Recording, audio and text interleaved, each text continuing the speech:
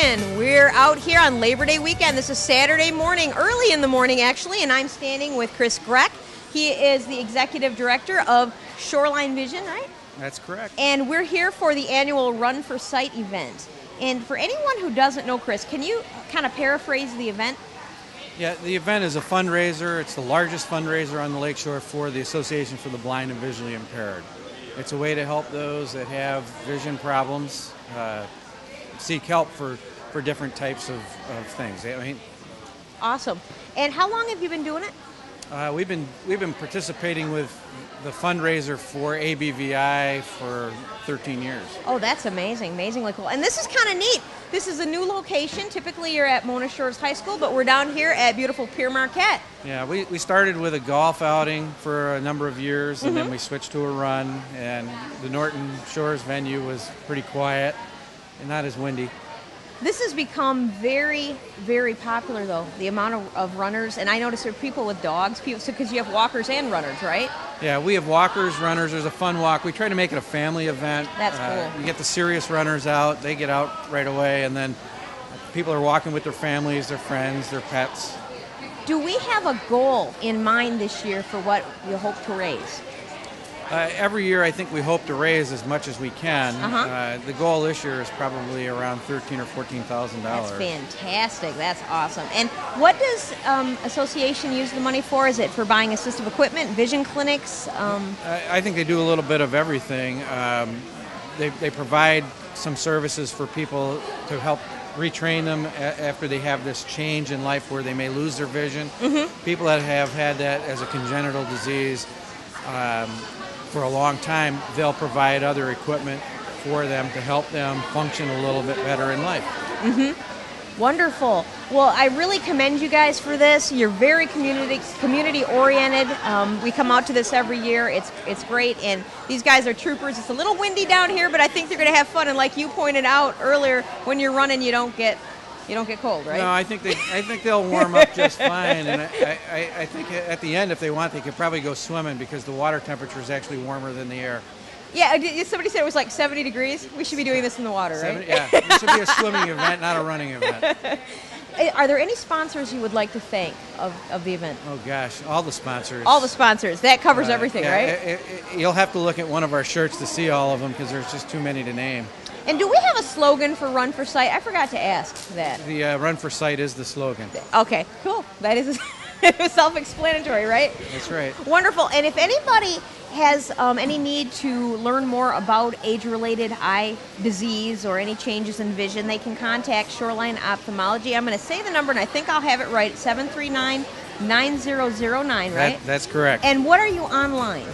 We're www.shorelinevision.com. How cool. And thank you once again for interviewing, and I think we're going to go interview some runners. All right. Thanks for coming out. Sure.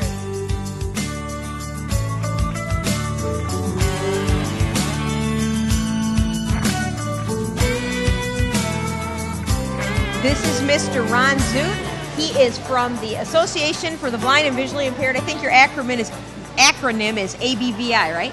It is, but we use the Association for Blind and Visually Impaired because otherwise people don't know who we are. Well, including myself. Somebody said that to me. They said, oh, yeah, you do the fundraiser for ABVI, right? And I'm like, who? That's Good. The Association for the Blind and Visually Impaired. And what is your title there, Ron? I work in the areas of fund development and public relations. Hey, that's a cool area to be in. Yeah, we call it image and income. Now, Chris said that this event had been going on for 13 years, and that it initially started as a golf outing, and then it became a race.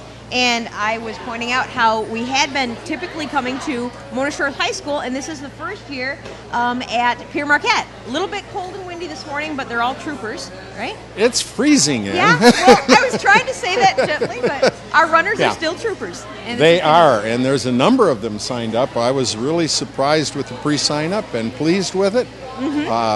I think the race is one that's attracted runners from all over Western Michigan. It's fabulous. And they're showing up, and it's free. I think what's kind of cool, though, is you've got anywhere from your professional runners, seasoned athletes, down to the families that just want to have fun, that maybe bring the dog out for a walk. And the 5K walk is very popular. We have a number of our clients who are blind, who are doing the walk, and some are with guide dogs. Others are just walking with the team, and it's fun. It's just a fun morning. Can you tell me, and for all the viewers who don't know, what does the Association for the Blind and Visually Impaired do, and where will the funds help that are raised today? Okay. The Association for the Blind and Visually Impaired is the place you go when your doctor says, "I'm sorry, I can't help your eyes anymore. There's nothing we can do." Okay. What we do is do a visual examination and then try to provide alternatives in the way you live, so that maybe your stove needs to have plastic dots on it so you can find the right temperature, or maybe the thermostat needs a buzzer on it so you can find it on the wall and set it.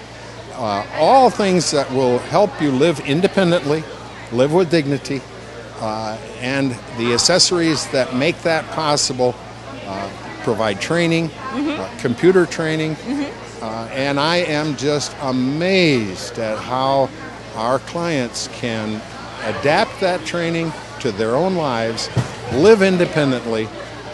We have one in Ionia that just turned 100, still lives in her own house, maintains her own lifestyle, and it's a wonderful thing to see. What amazes me is I used to be a sales rep for some of the closed-circuit televisions and adaptive equipment for visual impairments, and some of my best clients were in their 90s. It was amazing because you'd see people who would lose their vision, say, in their 50s, that were not receptive, wouldn't work, and yet you'd get somebody up in their 90s who just jumped right into it and got a hold of the TV, and they were determined they were going to read their Bible or they were going to read their cookbook, and they did. and their newspaper and their Time magazine and, and everything. And yet many of our clients come from the intermediate school district where we serve the schools, and they're as young as preschoolers.